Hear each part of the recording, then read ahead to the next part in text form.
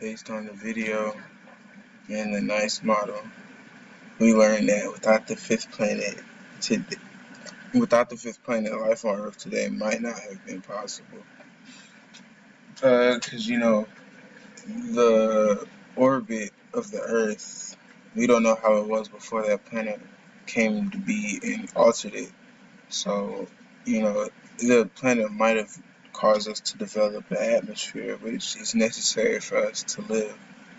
And it also caused us to get a moon, which controls tides and has a large influence over our weather and things like that. And so, the orbit of the Earth is in a place that's good for people.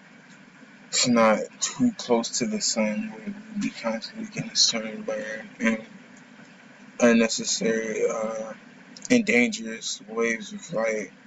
And it's not too far for that. Like the whole surface of the Earth is just frozen solid, so it's in a good spot.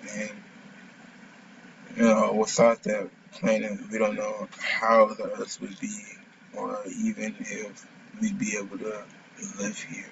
And so that planet was very necessary for the development of humans.